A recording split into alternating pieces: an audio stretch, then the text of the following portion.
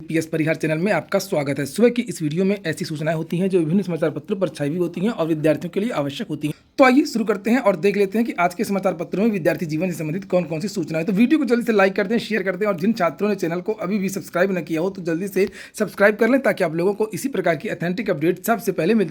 आगे बढ़ने से पहले एक सूचना उन विद्यार्थियों के लिए जो विद्यार्थी सीटेट की तैयारी कर रहे हैं। वे सभी अभ्यर्थी चक्षु प्रकाशन की इस बेस्ट बुक को ले सकते हैं जिसे आप लोग यहाँ पर देख रहे हैं। इस पुस्तक में 2000 से ज़्यादा बहुविकल्पीय प्रश्न दिए हुए हैं। 9 सॉल्व पेपर भी आपको इस पुस्तक में मिल जाएंगे। दिसंबर 2022 का भी सॉल्व पेपर इसी पुस्तक में उपलब्ध है। 10 प्रैक्टिस सेट भी सीबीएसई ने जो पैटर्न में चेंज किया, जो बदलाव किए हैं उसके हिसाब से ये पुस्तक तैयार की गई। सभी कापी किताबों की दुकानों में चक्षु प्रकाशन की ये बेस्ट बुक आपको मिल जाएगी। और अगर आप लोग ऑनलाइन मंगवाना चाहते हैं तो उसकी लिंक मैंने डिस्क्रिप्शन बॉक्स में दे दिया, वहां पर जाकर के आप लोग ऑनलाइन भी मंगवा सकते हैं। सीटेट की प्रैक्टिस सेट के अलावा और भी बहुत सारी पुस्तकें आती हैं, जैसे आप लोग यहाँ पर देख रहे हैं। संस्कृत की बुक है, हिंदी की बुक है, इंग्लिश की बुक है, पर्यावरण अध्ययन की बुक है, बाल विकास की बुक है और इन सभी पुस्तकों की लिंक भी मैंने डिस्क्रिप्शन में दे दी। चलिए शुरू कर। सबसे पहले बात कर लेते हैं शिक्षा सेवा चयन आयोग के लिए जल्द आ सकता है अध्यादेश। हाई कोर्ट में अपर मुख्य सचिव ने दी जानकारी, आज फिर से होगी सुनवाई। उच्च शिक्षा विभाग के अपर मुख्य सचिव महेंद्र प्रसाद अग्रवाल ने हाई कोर्ट में हलफनामा दाखिल करके कहा है, यूपी सरकार सभी चयन आयोगों का एकीकरण कर नए शिक्षा सेवा चयन आयोग को बनाने के प्रति संवेदनशील है। जल्द ही इसका अध्यादेश भी ला सकती है और इसके लिए 12 सदस्यीय समिति का गठन किया गया है। मंगलवार की शाम मुख्यमंत्री ने इसी मुद्दे पर बैठक भी बुलाई, मंगलवार यानी कल। और हलफनामे के बाद कोर्ट ने 917 सहायक प्रोफेसर भर्ती मामले में मंगलवार को निर्णय टाल दिया है और अब सुनवाई बुधवार को होगी। न्यायमूर्ति अजीत कुमार ने महेंद्र सिंह व 3 अन्य की याचिका पर यह आदेश दिया। याचियों की ओर से अधिवक्ता अनूप बर्नवाल ने कोर्ट में पेश अपर मुख्य सचिव के हलफनामे पर आपत्ति जताई। कोर्ट को बताया कि उत्तर प्रदेश शिक्षा सेवा चयन आयोग 2019 अधिनियम बनकर के तैयार है, लेकिन सरकार अधिसूचना जारी नहीं कर रही है। ये यूपी सरकार की मामले को लंबित रखने की रणनीति है, इसीलिए नया अधिनियम लाने की बात कर रही है। कोर्ट मामले में आदेश पारित करे और कोर्ट ने मुख्यमंत्री के बैठक बुलाने की जानकारी मिलने के बाद सुनवाई एक दिन के लिए टाल दी है। इसके पहले कोर्ट ने यूपी सरकार को जवाब दाखिल करने का अंतिम मौका देते हुए उच्च शिक्षा विभाग के अपर मुख्य सचिव को तलब किया था। याचिका में भर्ती प्रक्रिया पूरी करने की मांग की गई। मामला है 917 असिस्टेंट प्रोफेसर भर्ती का। इन विद्यार्थियों का ये कहना है कि पुराने आयोग में सदस्य भेज करके कोरम पूरा करके जल्द से जल्द परीक्षा करवाई।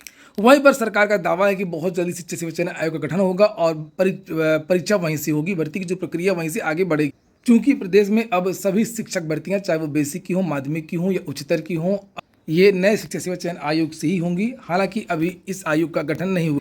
इसी क्रम में आज के समाचार पत्रों में और भी सूचना है और लिखा हुआ टीजीटी पीजीटी के पद 4163, आवेदन किए गए 13 लाख और पद मांगे।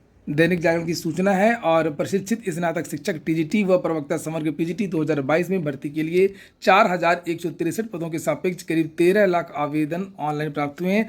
आवेदन की प्रक्रिया के करीब 10 महीने बाद भी परीक्षा नहीं होने से इस बीच रिक्त हुए अन्य पदों को भी इसी भर्ती में मांग करने की मांग प्रतियोगी छात्र प्रतिनिधिमंडल ने उठाई है। इतना ही नहीं, सदन में शिक्षा मंत्री की ओर से रिक्त बताए गए करीब 16,000 पदों पर भर्ती के लिए पोर्टल खोल करके अधियाचन लेने की मांग भी की गई है ताकि अधिक प्रतियोगियों को चयन का अवसर मिल सके। आगे यहाँ पर लिखा है कि इसके साथ ही उत्तर प्रदेश शिक्षा सेवा चयन आयोग का गठन जल्द किए जाने और उसका मुख्यालय प्रयागराज में बनाए जाने की मांग महानिदेशक स्कूली शिक्षा से कहा है और कहा कि नए आयोग के गठन की प्रक्रिया जल्द से जल्द पूरी। यहाँ का तो ऐसा ही चलता रहेगा, लेकिन बिहार से 1,70,000 पदों पर बहाली आ गई है। नोटिफिकेशन कल जारी कर दिया गया देर रात को और कल दोपहर में इसके बारे में प्रेस कॉन्फ्रेंस भी हुआ था। बीपीएससी के चेयरमैन ने किया था। लिखा शिक्षक भर्ती के लिए आवेदन 15 जून से और 12 जुलाई तक आवेदन का मौका। परीक्षा में 120 प्रश्न होंगे। कुछ बदलाव भी किए गए हैं यहाँ पर, जैसे लिखा कंप्यूटर विज्ञान उम्र सीमा में 8 वर्षों की छूट भी दी गई है।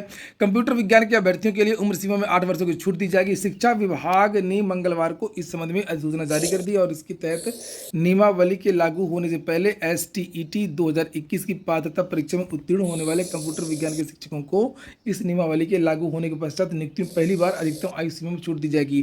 कंप्यूटर शिक्षकों को बीएड भी नहीं करना है और बीएड की अनिवार्यता भी हटा दी गई। सुपर टीईटी जैसे उत्तर प्रदेश में होता है उसी तरीके से बिहार में लिखित परीक्षा के आधार पर ये भर्तियां हो रही हैं। महिलाओं को 50% आरक्षण दिया जा रहा है।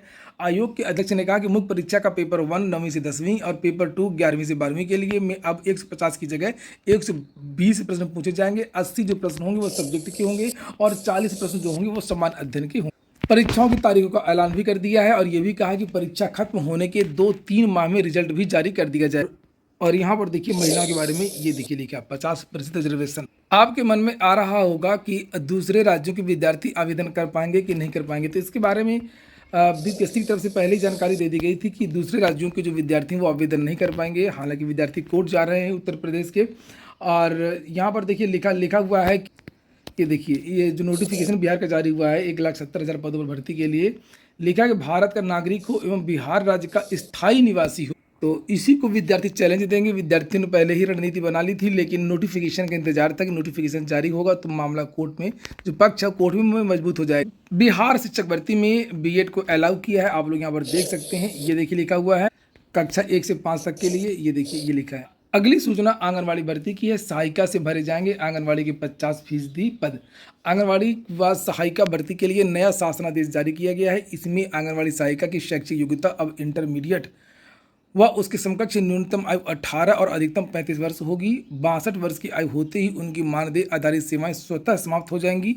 शासन ने समन्वित बाल विकास परियोजना के तहत आंगनवाड़ी कार्यकर्ता एवं सहायिका के संबंध में चयन प्रक्रिया का पुनर्निर्धारण किया है, जिसमें 50% भर्ती सहायिका से की जाए। प्रदेश में कुछ जिलों से संस्कृत अध्यापकों की भर्तियां भी निकल रही हैं, जिसे आप लोग देख सकते हैं। मानदेय के आधार पर ये भर्तियां हो रही हैं और यहाँ पर लिखा कि उत्तर मध्यमा स्तर हेतु शिक्षण कार्य पर 15,000 रुपये मानदेय दे हो। तो ये जो नोटिफिकेशन है आज के समाचार पत्र में, ये श्री चंडी संस्कृत माध्यमिक विद्यालय हापुड़ का है।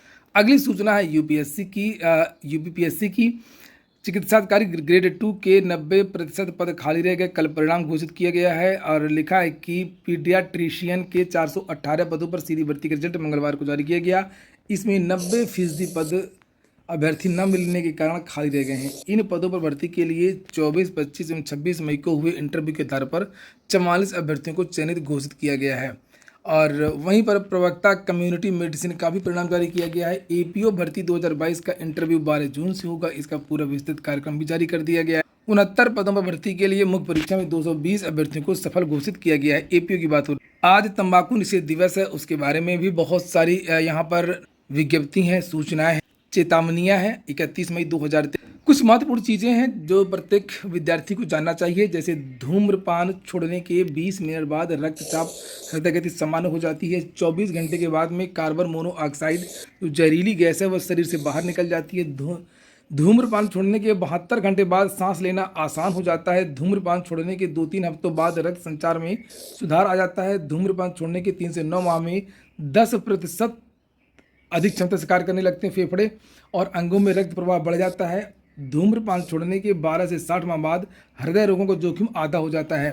तो विश्व तंबाकू दिवस पर सभी लोग शपथ लें कि हम धूम्रपान और तंबाकू के उत्पाद का सेवन नहीं करेंगे। डीएलएड में दाखिले के लिए 2 जून से ऑनलाइन आवेदन शुरू हुए, उसके बारे में यहाँ पर सूचना दी गई है।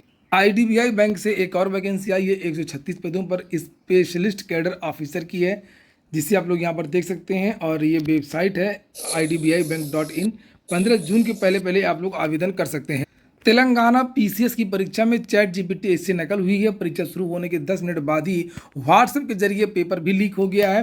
लिखा तेलंगाना राज्य लोक सेवा आयोग टीएसपीएससी परीक्षा प्रश्न पत्र लीक मामले में नया मोड़ आ गया है। विशेष जांच टीम ने जांच के दौरान पाया कि सरकारी विभागों में भर्ती के लिए हुई 2 परीक्षाओं के प्रतिभागियों के साथ उत्तर साझा करने को एक आरोपी ने चैट जीपीटी व इलेक्ट्रॉनिक डिवाइस का सहारा लिया। एआई से खोजा उत्तर, ब्लूटूथ से भेजा जवाब। नेशनल कॉलेज में अब 15 जून तक करेंगे आवेदन। बात हो रही है लखनऊ के नेशनल पीजी कॉलेज की। राजेश टंडन ओपन यूनिवर्सिटी की जो परीक्षाओं की समय सारणी वो भी घोषित कर दी गई है। पूरा वीडियो सुनने के लिए बहुत बहुत धन्यवाद।